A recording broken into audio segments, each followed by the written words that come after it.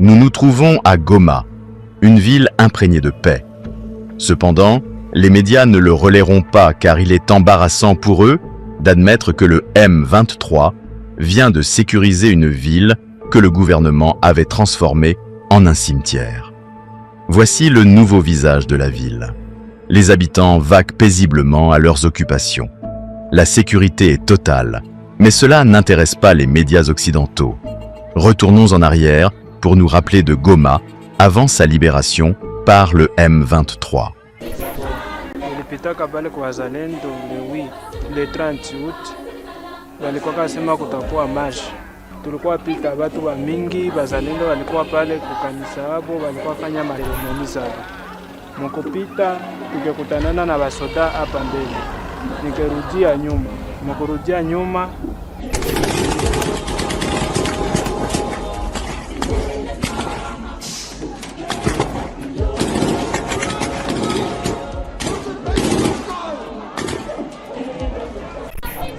bakianja piga masasi ovyo ovyo mubatu, mie nikaenda na niko akimbia. Il y a un crime contre l'humanité. Il est établi, d'après tous les témoignages reçus à la cour militaire, que c'est la garde républicaine qui a perpétré ces crimes.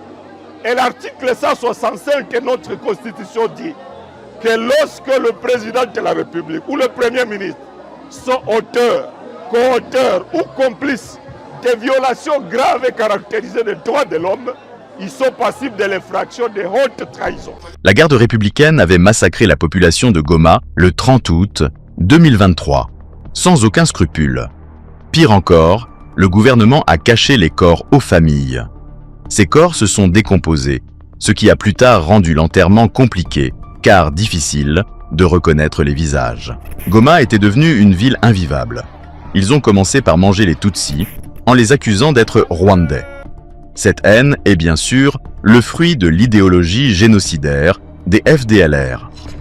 Les actes de cannibalisme se sont généralisés, le banditisme des Wazalendo, une coalition de milices créée, armée et soutenue par le gouvernement, a atteint son paroxysme.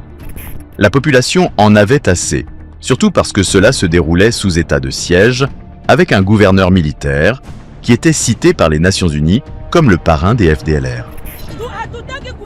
Nous ne voulons pas de ce gouverneur de Goma. Depuis qu'il est au pouvoir, les gens continuent de mourir. Combien de morts avons-nous enterrés pendant son mandat? Chaque jour, nous ne faisons qu'enterrer des gens. État de siège, expliquez-vous. Dans un état de siège, dans une ville qui compte plus de 10 généraux, et qu'un groupe de 40 voleurs entre dans une avenue, ils braquent tout le monde avec les armes, avec les fusils. Dans un état de siège de Chilombo. Et aujourd'hui même, les partis contrôlés, je parle bien des territoires contrôlés par le M23, ils sont plus sécurisés que les territoires contrôlés par le gouvernement, dont la ville de Goma et ailleurs. C'est un fait, il faut le dire. Il faut avoir le courage de le dire. La FCM 23 n'avait plus de choix. Son porte-parole Lawrence Kanyuka, dans un message audio qui a circulé sur les réseaux sociaux, il a rassuré la population que l'armée révolutionnaire congolaise allait venir au secours de cette population. Chers compatriotes, les crimes du régime de Kinshasa endeuillent nos familles chaque jour et instaurent la terreur permanente dans nos rues. Nous présentons nos condoléances à ceux d'entre vous qui ont perdu le leur et la compassion à ceux qui continuent à subir toute forme de violence, maltraitance et d'humiliation. Nous tenons à vous confirmer que nous avons entendu vos appels de détresse en faveur de la libération. Face à ces supplices, l'AFCM 23 ne peut rester passive. Vous serez certainement libérés, à l'instar de nos compatriotes qui vivent désormais en paix et en sécurité dans les zones libérées. Nous vous remercions pour votre patience et votre courage à braver la peur et à clamer tout haut votre libération. Nous restons reconnaissants pour votre soutien indéfectible à la cause nationale que nous portons et vous encourageons à continuer d'appuyer les opérations de libération. Votre résilience et votre engagement restent essentiels pour bâtir un avenir meilleur pour notre pays. Restons unis, courageux, engagés dans cette lutte pour la justice, la dignité et la liberté. Kibumba, le 23 janvier 2025, pour l'AFC M23, Lawrence Kanyuka, porte-parole, point focal, communication. Chose promise, chose due, l'AFC M23 a effectivement libéré cette ville, comme le témoigne cet habitant de Goma, qui a filmé en direct leur entrée saluée par la population. En direct de Goma, Majengo Bouéné, au-dessus de l'aéroport, niveau Vision 2020, la M23 vient de faire son entrée dans la ville. La population est en train de les accueillir, vous le voyez avec leur matériel militaire, et la population qui est en train de chanter pour souhaiter la bienvenue au nouveau maître de la ville.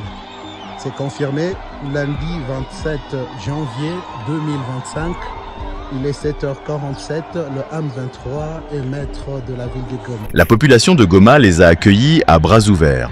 Les hommes, les femmes, les enfants, les vieillards sont tous sortis pour les accueillir. Pourquoi ces images n'ont-elles pas fait la une de l'actualité? L'AFC M23 venait de réussir quelque chose que la communauté internationale a échoué d'offrir aux Congolais. Les débarrasser de ces centaines de groupes armés, ces FDLR, mais surtout ces mercenaires européens venus tuer des Africains pour l'argent et protéger un régime sanguinaire. N'amenez pas les aventures ici au Congo. Tu as compris? On extermine une catégorie de la population. On mange même leur chair humaine. 10 000 $. Un soldat congolais touche moins de 100 $.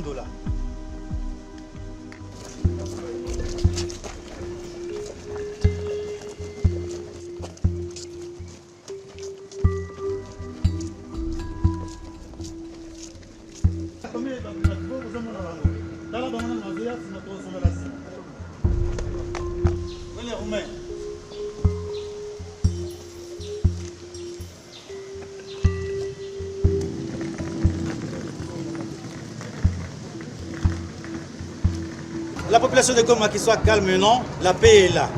Nous sommes une armée du peuple. Nous allons veiller pour leur sécurité. Nous avons seulement amené la paix. La paix, nous avons amené la paix. Pas de tracasseries, chez nous on ne vole pas, on ne viole pas. Il y aura la paix maintenant totale. Donc c'est une armée du peuple. Ce qu'il faut faire, maintenant il faut dénoncer tous ces bandits-là qui se cachent encore avec des armes. Alors qu'ils puissent un peu travailler avec nous dans ce sens afin que nous puissions les arrêter.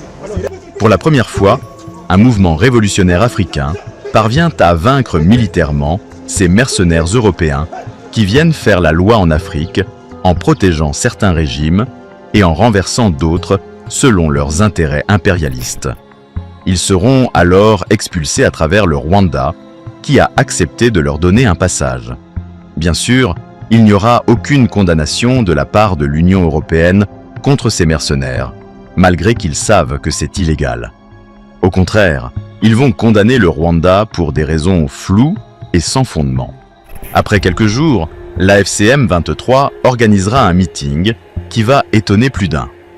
La population a cette fois-ci décidé d'envoyer un autre message fort, pourvu que le monde comprenne. La ville de Goma accueille le mouvement avec joie et enthousiasme, comme pour dire « l'AFC M23, c'est notre révolution ». Nous demandons au M23 de rester avec nous, qu'il n'accepte jamais de se retirer. C'est maintenant qu'on commence à dormir en paix la nuit. Ici à Goma, on ne dormait plus. On était déjà fatigués de vivre ici. Actuellement, on peut dormir la nuit sans coup de feu. Nous sommes contents car on est libérés. On se sent bien. On peut marcher en toute quiétude, 24 heures sur 24 heures. Avant, on travaillait difficilement. On nous imposait beaucoup de taxes. Partout où on passait, on nous arrêtait, on nous tracassait beaucoup. Maintenant, nous travaillons même la nuit. Les habitants de Goma peuvent maintenant espérer un avenir radieux. leur ville entre sur la liste des lieux les plus sécurisés en RDC. Goma devient une ville sans groupes armés et sans FDLR. Pendant ce moment, Kinshasa brûle. Est-ce le M23 ou le Rwanda? Certes non. Tshisekedi devrait prendre ses responsabilités avant qu'il ne soit trop tard. Pour le reste, l'histoire sera le seul juge. Pourquoi notre paix vous dérange? Aimeriez-vous qu'on continue de souffrir? Goma est libérée, nous sommes enfin en paix. Célébrons ensemble si vous